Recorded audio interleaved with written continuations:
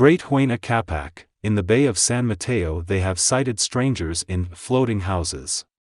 We don't know who they are. Farther north, they have been in contact with them. They call them the bearded men, others call them lords of the seas. The Inka heard more stories about the invaders, but he saw none of them. HUAYNA CÁPAC marched to Puerto Viejo, where he remembered the stories of how in ancient times the Huayracochas, walking on the oceans, departed from this port. He conjectured that, perhaps, they were the same demigods returning to the very place from where they had left. Probably what they saw was the boat of Bartolomé Ruiz, when he was scouting in the early months of 1527. Inka. These foreigners who are still a subject of your fancy, soon will be in your empire. I don't know how to tell you of their ordeals. For theirs is the story of a great adventure, if we forget the reasons for their coming.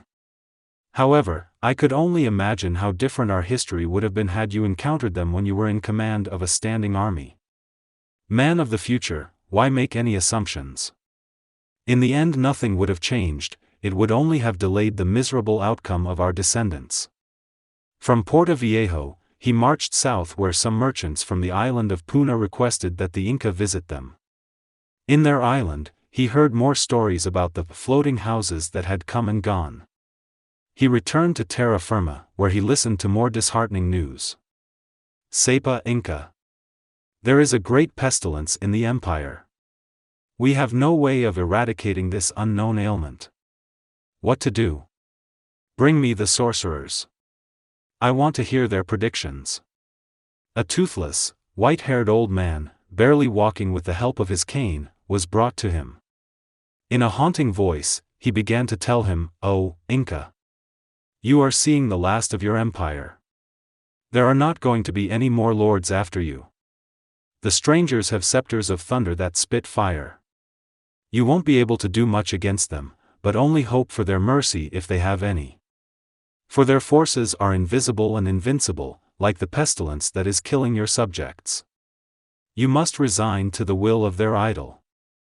Although two crossed sticks, that wooden symbol is more powerful than your golden inti. Worse yet, the strangers do not have to use their powers. We will do our own killings for them. The Incas have created a disunited empire, and it is too late to rectify your mistakes. Remove from my sight this wretched old man, and give him the same death that he has so willfully spoken of us. HUAYNA CÁPAC, he is just a sorcerer. Perhaps he has seen the strangers, whereas you have only heard about them.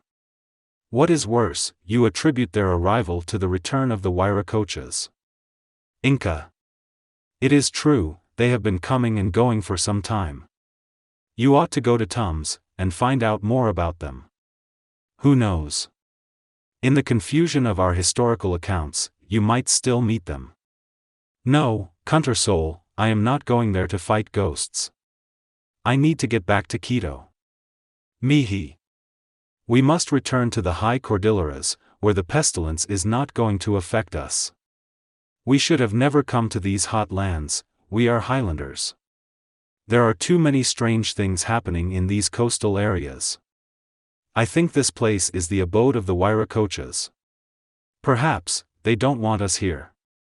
In Tumabamba, the Inka received a small box, something never seen or made in their lands. Coastal people, where did you get this? Sepa Inka, the strangers have many unusual objects. It behooves you to open it. It contains none of your hair or nail clippings to be the source of any witchcraft against you. Be gone. I will open it in the solace of the night, when there is no one around me. Go. Sepa Inka, the noble of Tums have sent you this box as proof of what you have heard of the strangers is true. We don't know what their purposes are. When their floating houses were leaving, they left behind two of their own people, one Rodrigo Sánchez de Oliver and the other Juan Martin, apparently to either learn our tongue or to rot. Initially, we took care of them. But, when they began to steal and rape our women they were killed. Contersoul, aren't you Sánchez, just like that of the strangers? Why the same name? HUAYNA CÁPAC, as you have heard, once these so-called Huayracochas arrived to our shores, they took what was not theirs and raped our women, siring the mestizos. He could be one of my ancestors of the old word. In the darkness of his room, HUAYNA CÁPAC opened the well-crafted box. To his surprise, he found a dormant butterfly of the night. Once in its natural nocturnal environment, the large insect began to shake its wings, releasing some of the fine powder of treachery that would enter into the nostrils of the Inka. The moth flew into the stillness of the night to perch on a wooden beam. Kunter soul, the presence of this butterfly means that my death is near. It is a harmless insect. Although an ugly butterfly, it would be incapable of killing anyone. Let alone an Inka lord. Kunter soul, I know that the insect is not the killer, but the omens that it brings with its appearance. To this day, the presence of this innocent creature is an ominous sign of a possible demise of some member of a family. Mihi, let us go to Quito. I need to arrange my affairs of state. Send envoys to Pachacamac to consult with their shamans. I don't trust any of the ones we have here. HUAYNA CÁPAC left Tumabamba in the shadow of death. Kunter soul, I feel hot, yet I am shaking as if I was in the Cordilleras. What is it, man of the future? You are a curandero, you should know. Inka, you have also contracted the same malady as the rest of your people. This pestilence respects no one, not even lords. For now, keep yourself cool, clean, and drink lots of water.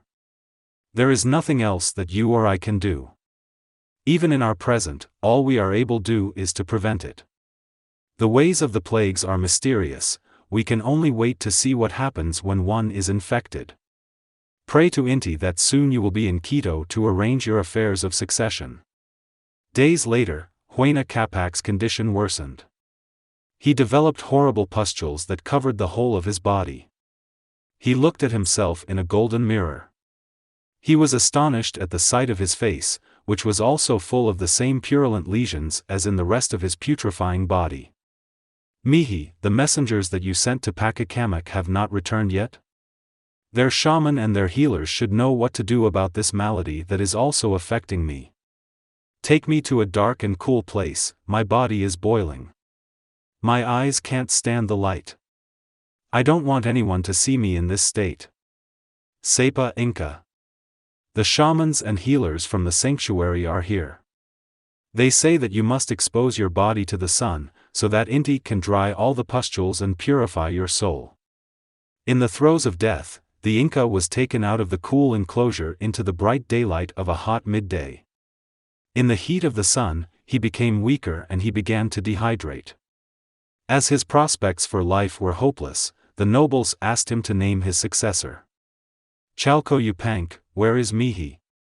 Great One, he is dead. Oh! The end of the empire is near.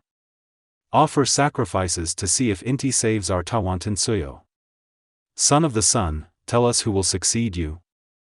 With the trembling voice of a dying man, the Inka could barely say Ninen Quayosh. Who Inka, who? Ninen, only if his oracles are good. What if they are not? If they are not. Then, let HUAYNA CÁPAC, our forefather of the times, do not leave us yet. Talk to us with the last of your being. Oh! Man of the future, what can I say in my deathbed? The damage is done. Great HUAYNA CÁPAC. Talk to us. It will never be too late to vindicate yourself. I have no strength left in me. Inka. Try for the good of our people. We need to hear from you. Oh! My descendants, I have been dead for centuries not knowing of your fate.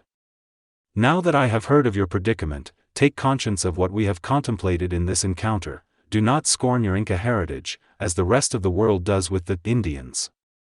Respect what you were and unite for the common good. Do not stain the lakes with the blood of your own, as we did.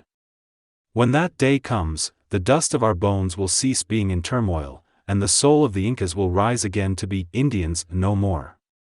Sepa Inka. The augurs for Ninen Quayosh are not good either. Inka. Chalco Yupank. HUAYNA CÁPAC is no longer with us. The fate of the empire is now in the hands of the Wiracochas. Nobles. Ninan Quayosh is also dead from the same malady. That leaves Huascar as the inheritor of the throne. He is in Cusco. Perhaps he has been spared from the curse of the Wiracochas. Embalm the body of HUAYNA CÁPAC. His mummy will be taken to Cusco, as if he was alive. That was his last wish. The 11th Inka died at the most crucial moment, when the adventurers had reached the Tawantinsuyo. In effect, the empire was left void of a wise warrior able to encounter any foe. HUAYNA CÁPAC is to be remembered as the last emperor who ruled supreme.